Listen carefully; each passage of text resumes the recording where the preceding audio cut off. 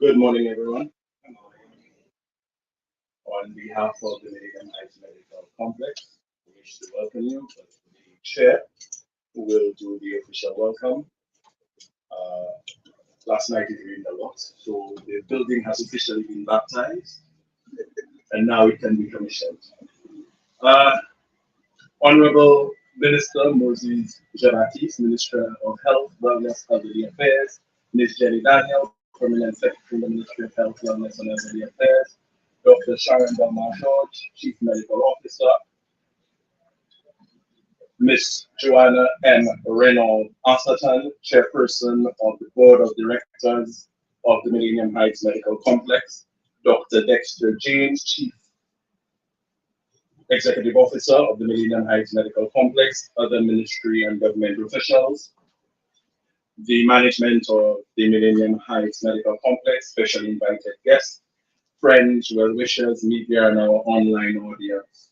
Good morning to you, and welcome to the commissioning of the secondary care medical facility here, the secondary care hospital here in Hospital Road. We are going to start off with a word of prayer, so if anyone can stand, those who sign themselves do, and we will invite the Lord's presence into our event.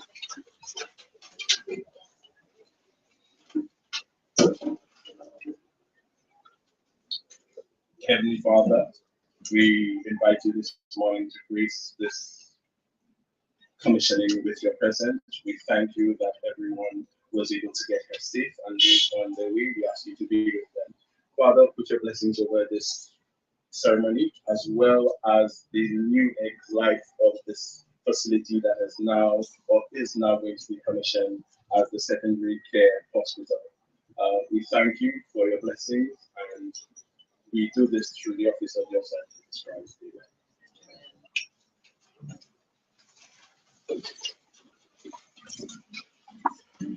Amen. At this time, for the official welcome, we wish to invite our chairperson of the Board of Directors, Ms. Joanna M. Reynolds Asserton.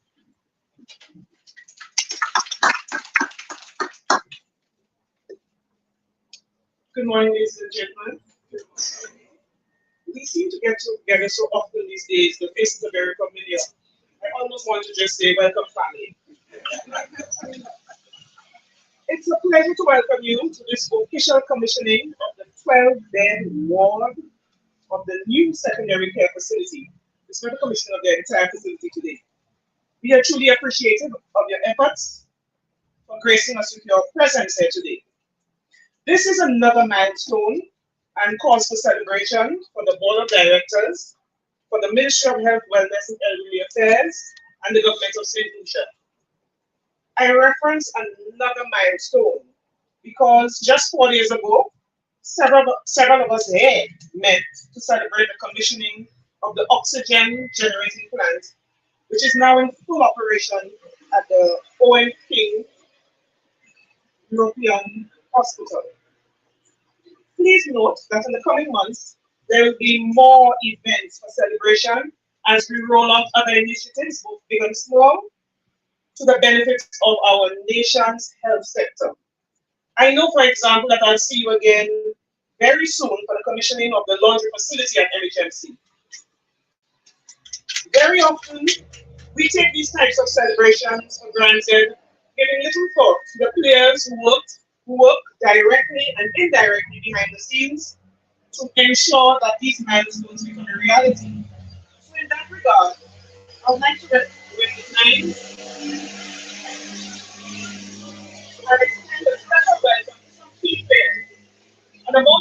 our Minister, the Honorable Moses Baptiste, Minister responsible for Health, Wellness, and Elderly Affairs, the CEO of the Millennium Heights Medical Complex, and all his staff, every single one of them, the members of the board, Ms. Daniel, the Permanent Secretary in the Ministry of Health, the CMO, Dr. Sharon Belma, and all other senior officials, all other officials for that matter, in the Ministry of Health, Wellness, and Elderly Affairs.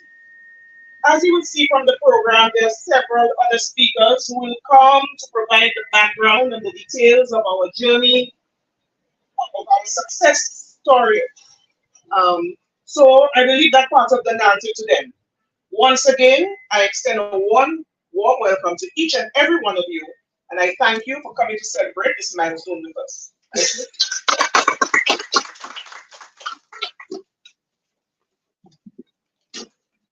Thank you, Madam Chair.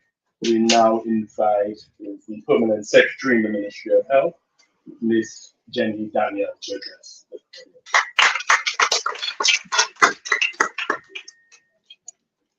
Protocol having been established, I wish our ladies and gentlemen a pleasant good morning. In August 2022, following a gross reduction in the number of COVID-19 patients requiring treatment at the respiratory hospital, the Ministry of Health, Wellness, and Elderly Affairs sought to examine and strategize towards the repurposing of the valuable infrastructure that we see on this premises here at the former Victoria Hospital.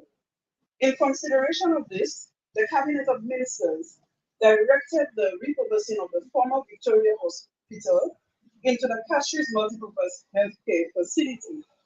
This facility is proposed as a three-tier functional healthcare facility, which will provide services within three significant components of the healthcare sector, namely the primary healthcare services through the establishment of the Cashie's Urban Polyclinic, the urgent healthcare services, which are to be operationalized through the Cashie's Urban Polyclinic and run by the Ministry of Health, Wellness, and Elderly Affairs, and the secondary care healthcare services in the form of the secondary care hospital operated by the Millennium Heights Medical Complex, and of course, we witness the formal opening and commissioning today.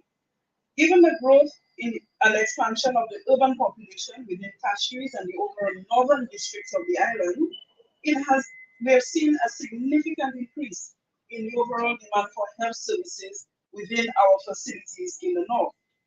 As a result, this has placed tremendous pressure on the Cashie's Wellness Center and the Millennium Heights Medical Complex, particularly the OAP European Hospital, to provide adequate and quality services where required.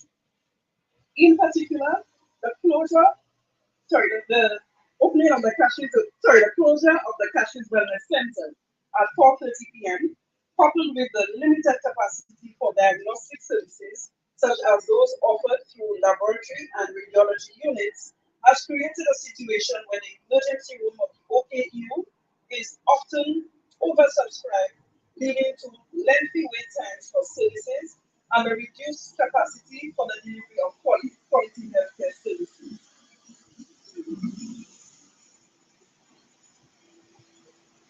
The establishment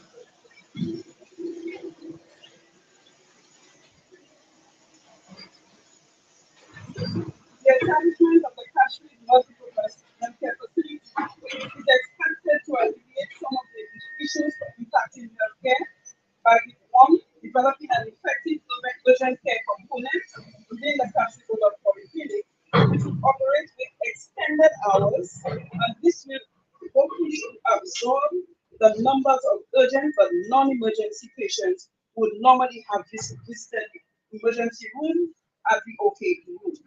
In order to accommodate this, the facility will be equipped to the capacity to conduct basic diagnostic tests that will improve the quality of services available. Secondly,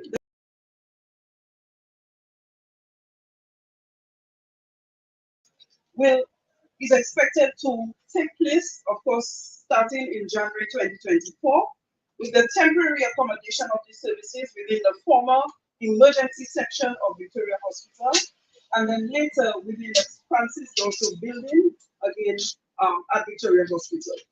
It is anticipated that the relocation of the primary healthcare services will enhance service delivery in a wholesome manner while safeguarding our staff and the clients who we serve. And of course, thirdly, we have the secondary care hospital, which we are opening here today very proudly. And it is intended to provide relief, particularly to the OKU hospital, in terms of bed management and ensuring that persons have sufficient access to beds and healthcare services that would help to improve their health. Of course, today this is a very proud moment for not just Millennium Heights Medical Complex, but overall the Ministry of Health, Wellness and Elderly Affairs, specifically because we have had a long history and tradition with Victoria Hospital. We saw the move of the Victoria Hospital into the OAP European Union Hospital. And of course, we look forward to the end of the COVID-19 pandemic, which I keep asking Dr. Belma every day is over again, and she cannot respond. But as we, move transition out of this pandemic, we look forward to the repurposing of the buildings, which of course commences officially today.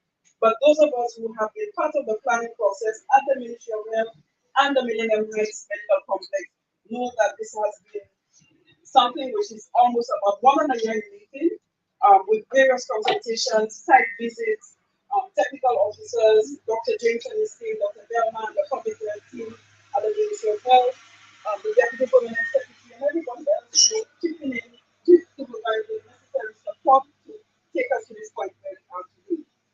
I want to, of course, commend Dr. Belma. I know she's somebody who has very much been an advocate for this kind of collaboration and provision of services, particularly as it pertains to the improvement of the primary healthcare services provided at Cashman's Wellness Center and the establishment of the urgent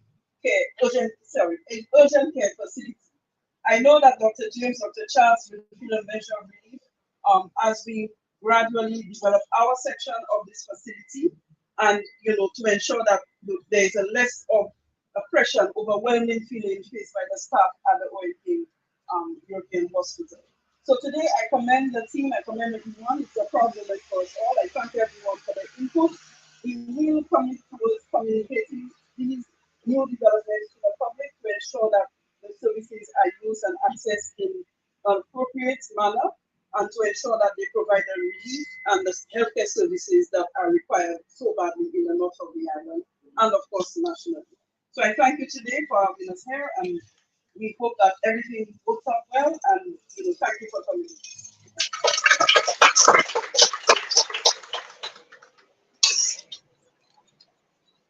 Thank you so kindly, Madam PS. Now we invite our CEO, Dr. Dexter James, to address.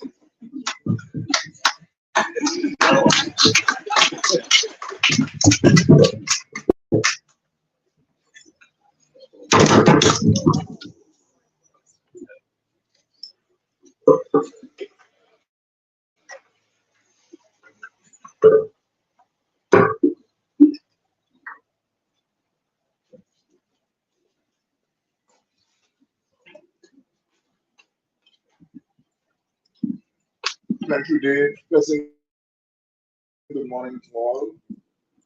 And with established protocols in place, a warm welcome to the commissioning of the Millennium Heights Medical Complex, the latest expansion of our real estate for the Millennium Heights Medical Complex Secondary Care Hospital. Today we gather for yet another moment institution to commission phase 1 of Millennium Heights Medical Complex Secondary Care Hospital. This commissioning was born out of a cabinet conclusion to repurpose the facilities of the former respiratory hospital in what will be known as the Cashman's multi-purpose medical facility. This facility will comprise an urgent center, the Cashman's Urban Polyclinic, both facilities to be developed and managed by the Ministry of Health, and the secondary care hospital to be developed and managed by the Millennium Heights Medical Complex. In the case of the latter facility development, the following facilities have been transferred to the complex: a building known as the chest wing, which comprises 12 beds.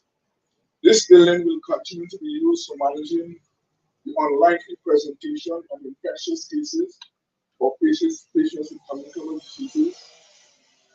The inpatient ward, what was previously known as Ward 9, comprising 12 beds, Ward 5, comprising 7 beds, the old dietitian office, comprising 4 beds, and the surgical unit, comprising 8 beds, a total of 31 beds. Other buildings transferred include what is known as the pediatrics building and the old nursing home, both of which are currently being assessed by a competent expert for their structural integrity. Additionally, this new hospital will be supported with 2 fully equipped state-of-the-art operating theaters, 3 ICUs, and a footprint for a satellite laboratory, dispensing services, and imaging services for both routine X-ray and ultrasound. So how did we get to this phase of development? In early February, when the decision was taken by the cabinet to establish a secondary care hospital, our board was required to manage this major change process. A change process that involved the staff transfer and transition from the former respiratory hospital and the remediation of inpatient wards. To accomplish this major task, several meetings were held with stakeholders, which included staff who would be directly affected by the change process, staff of the former respiratory hospital. And I'm happy to report that by March 31st this year, 94 employees were onboarded with new NHMC employment contracts.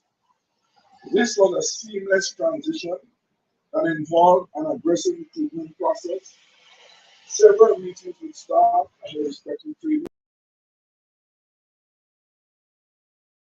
Categories of staff participated in orientation and immersion training programs and OKE to familiarize themselves with our corporate policies and service quality standards in various areas of operations.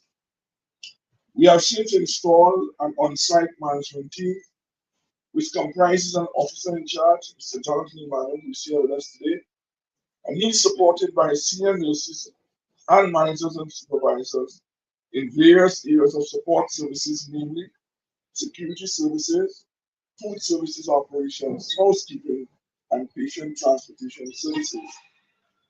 Since installation, I have been working with this team every Friday at 9 a.m. to work through any operational issues to service development, but predominantly to focus attention on repurposing the use of the former respiratory hospital, the as-is, to what we define as future need. What you will witness today in this phase 1 commissioning is testimony to the long hours of hard work by this team and a consensus on shared vision of what this facility will become. A phased implementation to the development of this hospital was the only pragmatic approach to the development of this facility. The main activities in this phase 1 development comprise the conduct of a comprehensive assessment of the plumbing and electrical infrastructure. This assessment was necessary to ensure that we remediate any defects in services and to assure ourselves of a safe environment to manage patients. Was the completion of remediation works toward 9 projects. These works included the construction of 2 bathrooms, including facilities for the physically challenged, resheeting of floors, repurposing of new space for pharmacy operations, remodeling of the nursing station, and installation of medication rooms. Ladies and gentlemen, construction works to remediate this facility commenced with the assessment of 3 tenderers who were identified selectively to bid for these works. At the end of the assessment, Mr. Emerson Edward was awarded the contract as the lowest cost bidder at just about $213,000 each dollars. The contract was signed in September 4th, and all works have been completed within 9 weeks. So what does this infrastructure mean to the OKUH? These facilities will complement services currently provided at the hospital. We will provide for additional beds to expand inpatient bed capacity, improve the flow of patients at our accident emergency department, sustain and improve the provision of elective surgery due to cancellations. The additional beds will provide for a continued management of care to patients described as low acuity and requiring minimal care intervention. Other services will include patients requiring long-term rehabilitative care, patients recovering from strokes and orthopedic injuries, and patients requiring end-of-life palliative care. The transfer of these patients for follow-up care will decompress inpatient activity at the OK unit and thereby free up beds to support admissions of patients presenting with critical conditions. Finally, the facility will allow for the provision of dedicated isolation unit for patients with infectious diseases. So what is our vision for this hospital? It is our vision to develop the secondary care hospital as one of the few, if only, a digital hospital, providing exceptional care to patients by a dedicated team and support staff. We understand that to become a digital hospital requires three foundational elements: an electronic health record system, a process that requires backfile conversion of paper-based records into an electronic format supported by a robust patient administration system, interoperability to enable remote patient monitoring and connectivity.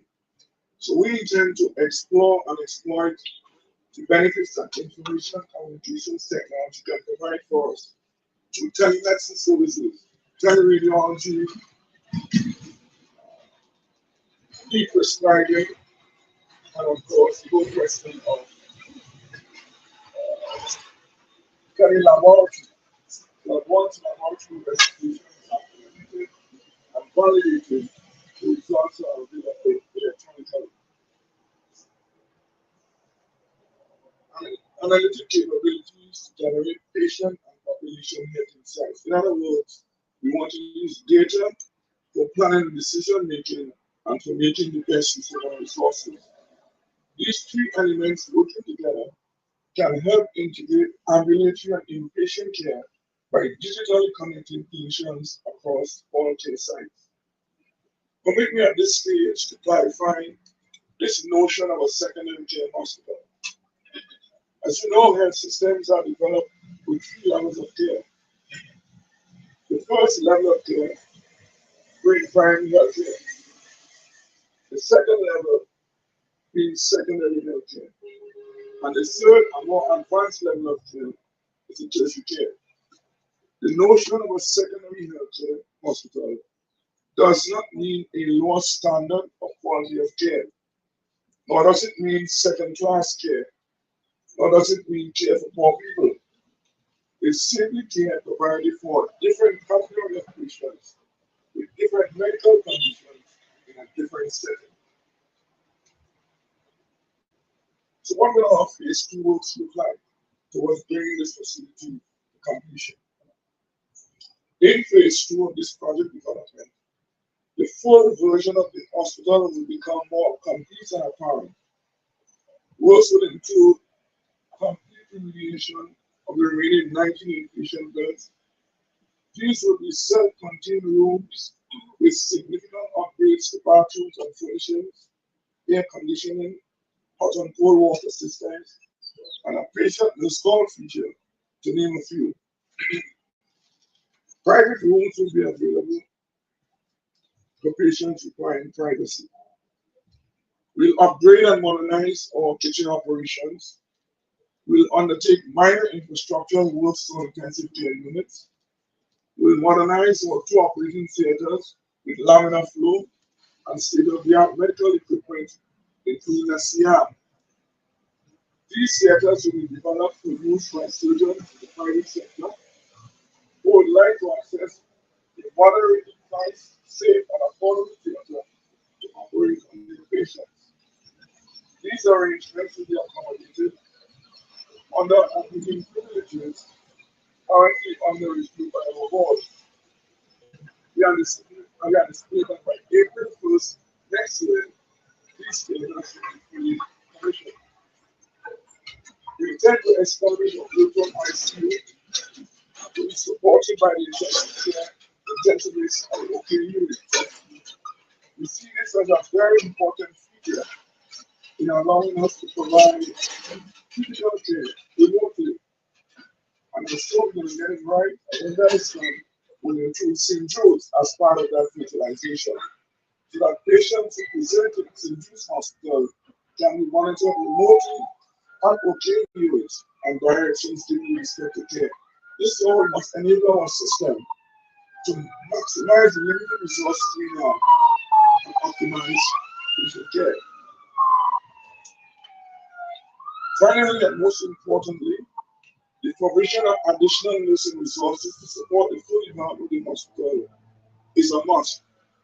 We anticipate that these resources will be provided under the cooperation agreement between the Ministry of Public Health, Republic of Cuba, and the Ministry of Health, Wellness, and Political Affairs. We anticipate that works and activities will be completed by the end of the first quarter of 2024.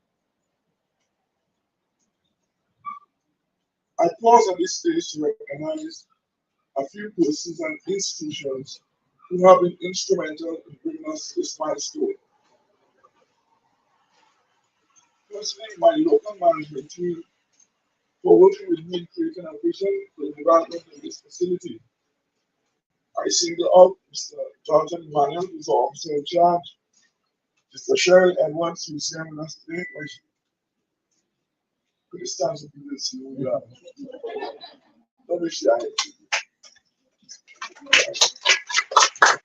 Mr. Emmanuel Dasoville, our security officer. Mr. Sayana Raymond, who's also support services manager. And finally, Ms. Daniel Lowy. Yeah.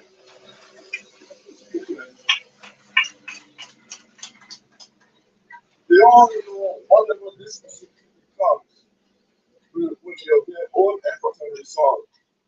Secondly, Mr. Clive Antoine and his plant and maintenance team for providing project management support and oversight in having these works complete on time. Thank you, Clyde, and thank you, Dana, to the team. Thirdly, to our parent, Ministry of Health, for providing a much needed seed capital of $5 million to support these capital works and meeting recurrent expenditures. Thank you. And finally, to our board of directors for supporting the vision as articulated earlier. In closing, ladies and gentlemen, I thank you for taking time off from your busy schedules to attend yet another momentous occasion for the country as a whole and by extension the Millennium Heights Medical Complex. It is our commitment to develop a people-centered model of care across all campuses, including this new addition of the secondary care hospital.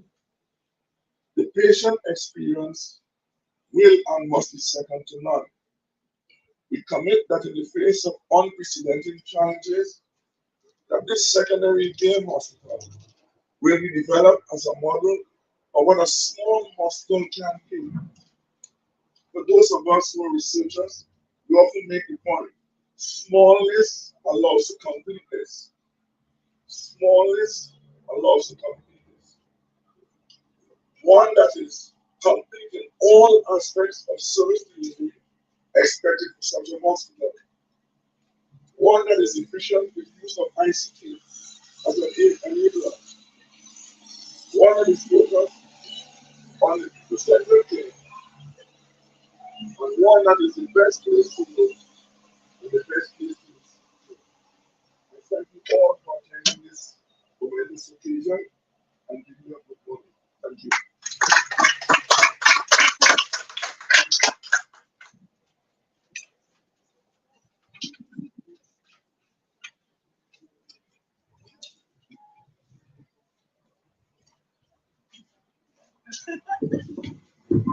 vote of thanks having been established, we now invite the Speaker for the feature address, the Honorable Moses Jean-Baptiste, the Minister with responsibility for health, wellness, and elderly affairs, to address you.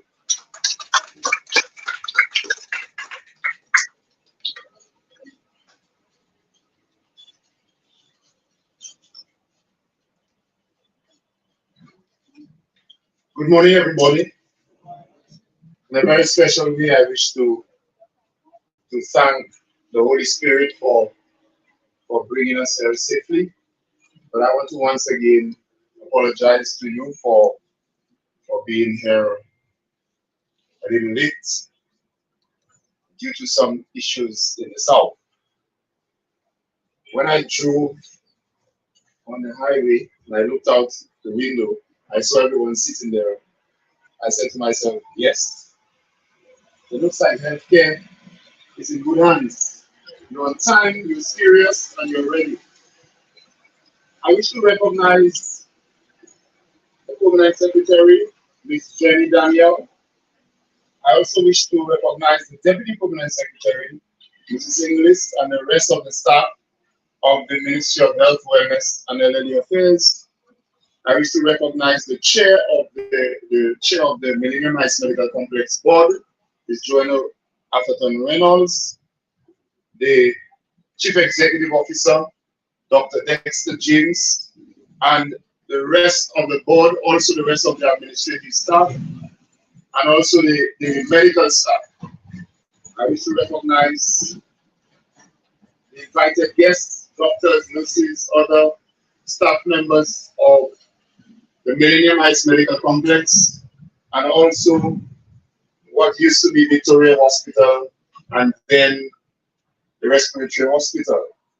One and all, the members of the media, and I see other members of staff outside. One and all, good morning. I'm very pleased to be here this morning to join you and to join the staff in this very important, or on this very important occasion. In the 2023-2024 budget speech, the Prime Minister, Honorable Philip J. Pierre, spoke to the government's plan to transform what used to be the Victoria Hospital into the Castries Multipurpose Medical Facility.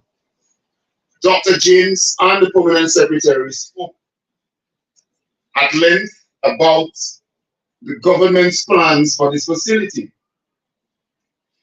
The Victoria Hospital, which became the Respiratory Hospital, will comprise, as we heard before, the Castries Urban Polyclinic, the Castries Urgent Care Center, and the Millennium Heights Secondary Care Hospital.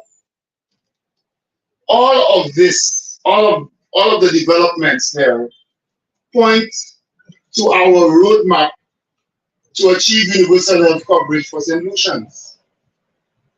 And why do I speak of universal health coverage when we are commissioning the Millennium Heights Secondary Care Hospital?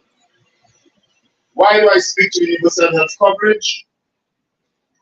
It is because our vision and all of our actions will guide us to the attainment of universal health coverage.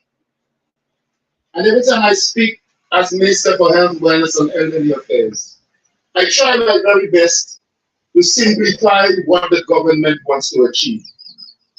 But I also pay tribute every single time to all those medical professionals, the doctors, the nurses, those individuals who are not medical professionals, but who contributed over the years to this work of trying to achieve some form of universal health coverage program for St. Lucians. There are many views on it. There are many debates about it. How we're going to finance it, what we are going to do, whether the minister knows what he's doing or not. There are so many things that have been said about the attainment of universal health coverage in St. Lucia. And I've said to you before, doctors, nurses, professionals, my mind is a very simple mind. I know that universal health coverage has to do with increasing access to services, to quality services, better quality services to the population, and do it in a way that will prevent them from having further financial hardship. Very simple. And so for me as minister, every single thing we do in the health sector must respond to that. And if what we do does not respond to that very simple definition, then we have to look at things again. So why do I speak about universal health coverage when we are commissioning the secondary care hospital? It is because if we do this well, the Owen King EU Hospital, as Dr. James told you, will feel less pressure at the accident and emergency services. The doctors at the OKEU of St. Jude Hospital, or the GIPC, University Polyclinic, the nurses and the professionals, if we do what we are doing well, we'll feel the effect, the positive effect of these developments. So I want to try every single time to connect the dots, because there are many disjointed activities over the years, and there have been many plans over the years. A lot of them are at the ministry collecting dust, and some of them are beautifully written, very beautifully. Lots of chapters, lots of consultants.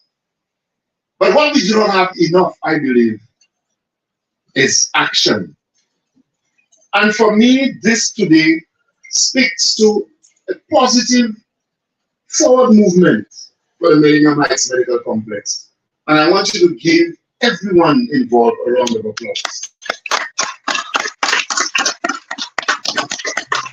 For me, if we have this goal of achieving universal health coverage, whether you are in the primary health sector, the health centers, whether you are working at the hospitals or managing the hospitals, or whether you are facilitating tertiary care, if we cannot connect the dots, we have to try to sit down to connect the dots and ensure that these connections lead to better health services, better quality,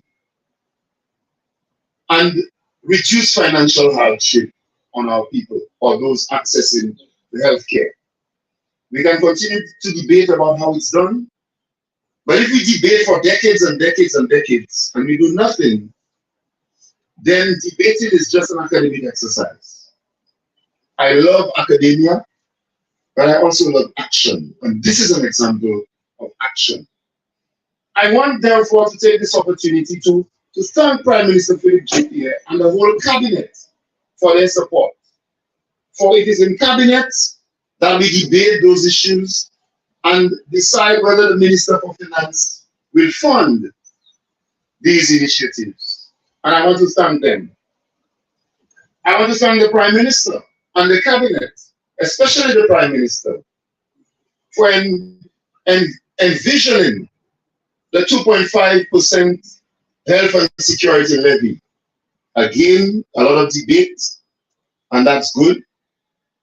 But what I know is that funds out of that, you heard about the $5 million, which Dr. Jim spoke about. Funds out of the proceeds of the 2.5% levy on health and security will do real things for our health sector. And these funds are doing real things for our health sector. And that is what I like to focus on. We increase the subventions to both the Millennium Heights Medical Complex and the St. Jude Hospital out of this. And there are several other things that we have done and will continue to do until the end of the financial year. The vision of the government is to deepen healthcare reform.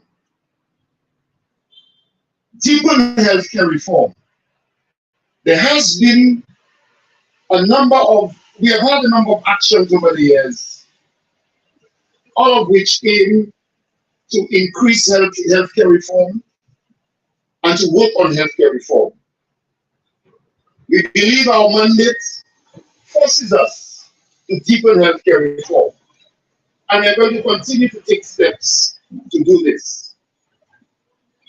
I am part of a cabinet where the Prime Minister does not want no. He doesn't want to hear no, we can't do this.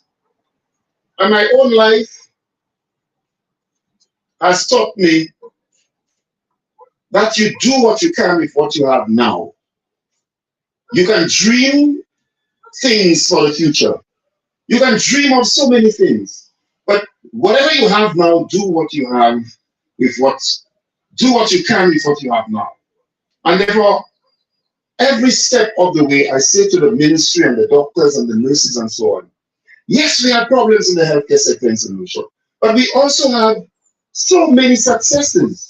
We have so many professionals who work in so many places around the world. They are called to consult on so many important and so many complicated issues around the world. And therefore, let us not believe that everything in the healthcare sector is a big problem. We have the people in St. Lucia, the professionals who can help us solve our problems. So let us do what we can with what we have. I wish to say to you, on behalf of the government, I wish to thank all those from the Ministry of Health, private sector, and from the Millennium Medical Complex who participated in this endeavor. I wish to thank all those who contributed to the development of the Victoria Hospital, the respiratory hospital, the medical directors, Dr. Eugene and Dr. Charles, and so many others whom I don't know of, but I know that so many of you, the nurses, the administrative staff, so many of you contributed to this Victoria Respiratory Hospital, which we are now beginning to transform. I wish to thank you for your services, Dr. Delma George, the CMO, and all of you, all the doctors, Dr. Joseph, everybody here who contributed, and those who are not here, on behalf of the government, I wish to thank you. I wish to say to you, we understand your sacrifice, and we know that there are challenges. But what is this all about? This is about better care. This is about quality care. This is about converting every single health facility in St. Lucia to a center of excellence. And even though we do not name it as a center of excellence, every single health facility should become a center of excellence, where not only St. Lucians look forward to coming to this place, but people from around the Caribbean and people from anywhere, someone from anywhere in the world can point to the Millennium Medical Complex or to the Castries Urban Polyclinic and say, I want to come here and I want my family to be here because that's the best in the world. And Dr. James said it well. We are small, but we're not insignificant. There are things we can do. We have done it in literature. We have done it in the arts. We have done it in economics. We've done it in medicine. And there are things we can do here at this facility which can cause us to shine a light in the world. And I want to encourage you to be that light, continue to be that shining example. Dr. James spoke about the future, being a digital hospital, telemedicine, and so on. But as many of you know, that future is already here. We are already using facets of digital medicine and telemedicine, whether it be at the OKEU, the St. Jude Hospital, with their dental work and so on. And many doctors in St. Lucia, in collaboration with other doctors throughout the region, are already practicing telemedicine. We want to institutionalize it and make it, bring the future. The future is already here, and I want to encourage you to continue to push towards that future. Just a few days ago, we were in Martinique, and Dr. James was with us, and we saw what's happening at the University Hospital in Martinique. And as you know, the Millennium Medical Complex, in particular the Owen King European Union Hospital, they are working with the University Hospital in Martinique. There's been a very long relationship with Victoria Hospital and so on. I've asked that we include St. Jude Hospital in that relationship in a more formal way so that we can advance what we're doing. We know what we need to do. We know what we need to do. We have the skills to do it. We have the administrators, we have the medical staff, we have the professionals. Let us believe in ourselves. Let us continue to do what we are doing to put our people first. And everything that we do will focus on universal health coverage and putting people first. In this case, putting our patients first. In this case, putting the staff, putting all those whom we interact with first. Let us have the best healthcare experience for our people. Too many people complain about not receiving the care that they deserve to receive, and we are not going to talk about payments and all of those kinds of things. We know there are issues. We know that the people themselves need to invest even more in our own personal healthcare without only blaming the doctors and the hospitals all the time. We know that. We know that some of us access the healthcare facilities knowing full well that we've abused our own bodies and our own minds. So we know there's a responsibility that the individuals must take.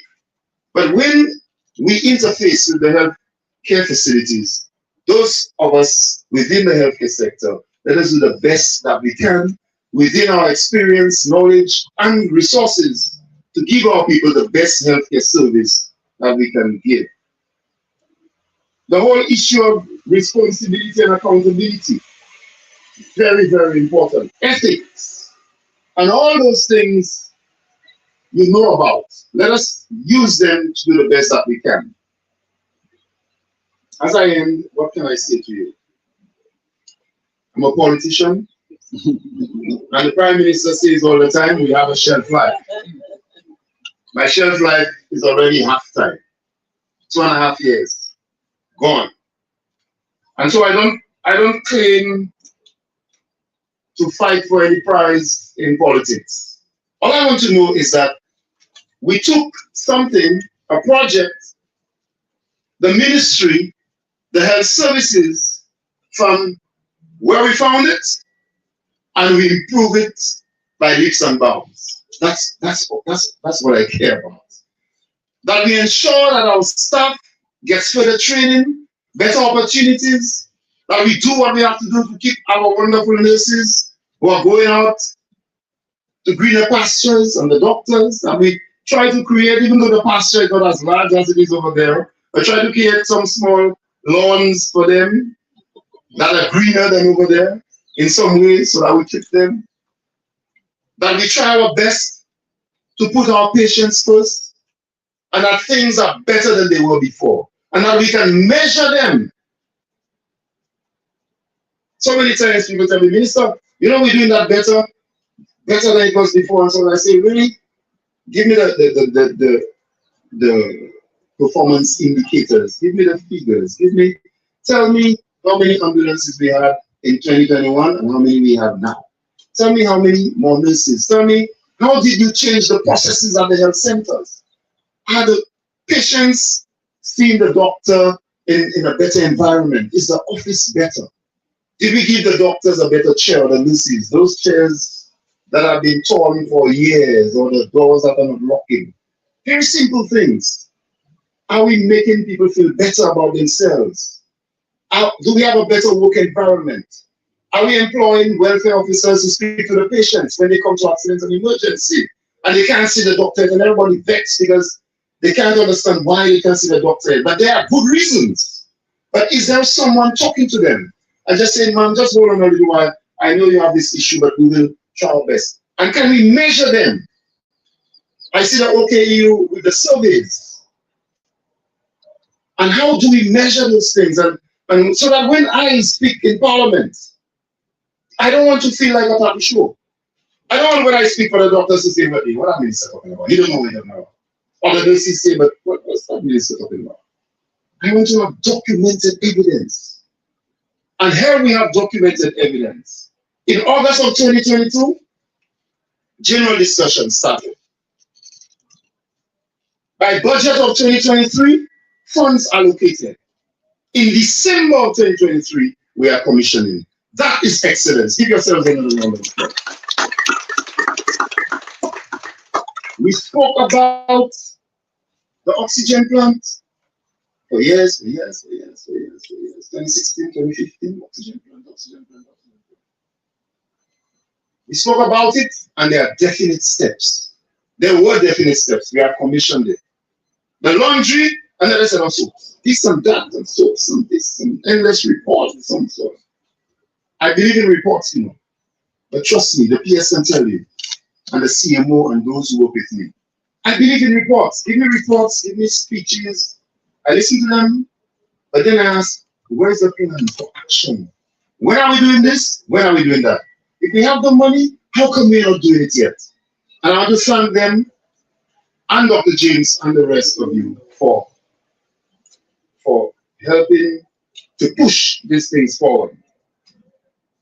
Some of you will know that in there is actually a cabinet conclusion from 2013. And I have it. The government back then, in 2013, agreed that the Victoria Hospital, after the shift to OKEU, that the Victoria Hospital will be transformed into an urban polyclinic, that the health center in Castries was not fit and we had to move things. 2013. It is now 2023. And forget COVID. So what we have to do, as I take my seat, is to take these things, those decisions, and our professionalism, and our commitment to getting things done and doing it like you're doing it. At the St. Jude Hospital, we are pushing in the very same way. They are working hard to ensure that they deliver on the targets and on the goals. Because at the end of the day, it is for people we are doing it. St. Lucians, we're doing it for ourselves, because we will face the health sector, whether you like it or not. If you have the money to take a helicopter or a private plane out of St. Lucia, God forbid, but you may have to be stabilized. That's what the doctors tell me.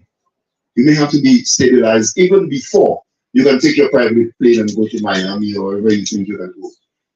So the health sector in St. Lucia is important for all of us to ensure that our people get the best service. So thank you and congratulations to all those who worked on this project, all those who conceived it, who worked on it, the doctors, the board of directors, every single one of you who worked hard. And I look forward to the continued implementation of this project here at Victoria Hospital. And I'll give you one assignment before I go. And this is for everybody, the Ministry of Health. I've been dreaming of that kind of thing. Do you know that Victoria Hospital, this site, is one of the most valuable sites in the world? Did you know that? When you look at the history of Victoria Hospital, what it means, what it meant for the war and for the Caribbean, I want us to work on a project. We are going to turn this place into a very important historic site. We're going to do that. I want you, whoever, those of you who have those kinds of ideas, speak to the PS, get a team together. PS, she has those kinds of ideas too. Let's find a way to turn the Victoria, what do we call it? I don't know what we call it. But this is a historic site. And all the developments over the years, the doctors and the nurses who passed through and their contributions to St. Lucia, the Caribbean, and the world. And I'm not talking about for tourism, people who come from overseas, you know. Primarily for St. Lucians. The children of St. Lucia to come here and learn. You put a kiosk, interpretation center, where whatever you do, tell them about the major operations that happen there and who saved whose life and what happened there and the Castries fire and all those things. Beautiful. Let's not allow this place just to be a hospital on the hill and people are passing, they don't know the history of this place. I challenge you. And again, PS will determine who's on that team or whatever. I challenge you during next year to come up with a plan to turn this place into a tourist attraction. And again, I repeat, when I say tourist attraction, I'm not talking about only people from overseas, from the cruise ship and so on. Local tourism, education, And let's do it. We have 2 years. Let's do it, please. Okay? So thank you very much. And congratulations, Ronald.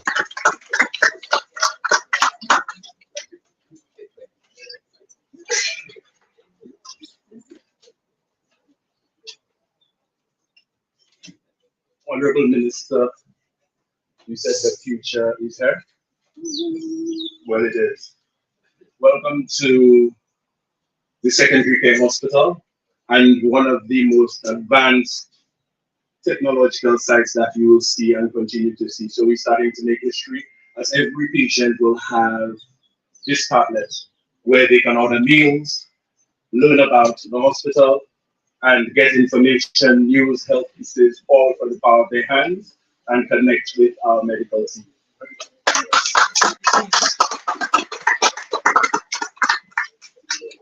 So I would like to take this time before we set up on a tour. Everybody's got their mask. Yes, okay. To thank every single one of you. From Clive and his team, no more emails and calls. From me, Jonathan, no more midnight calls. As we get ready to finally commission the secondary care hospital. We want to thank the Minister for addressing the audience today, CMO, PS for coming, Madam Chair, thank you so much for gracing us with your presence and for welcoming us. CEO, thank you for your vision and for your continued push and drive to get this the way that we need it to be. We wanted to thank the construction team who worked on the project. We recognize the presence of the lead of the Cuban Brigade and also our Deputy PS in the Ministry of Health and the management team of the Millennium Medical Complex. So thank you very much for all of the effort and the work that you put into this. Thank you very much for being here today. And thank you for being part of the future. Ladies and gentlemen, mask up and follow me.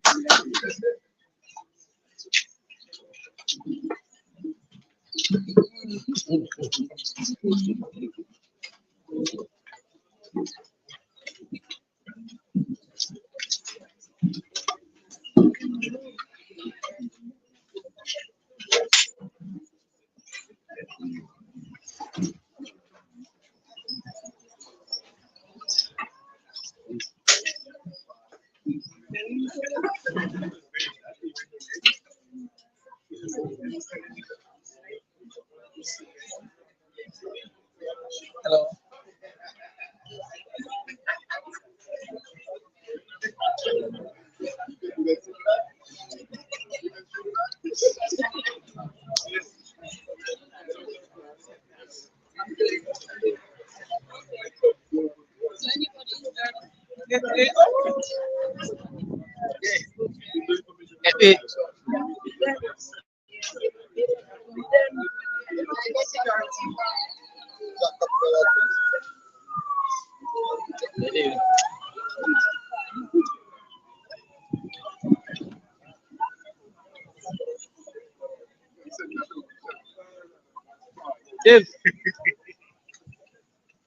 We need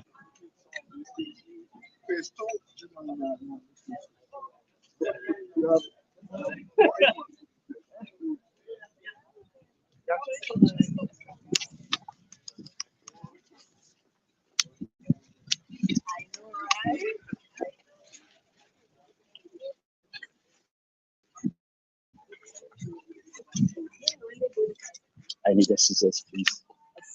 That's down with you. Thank you. Look.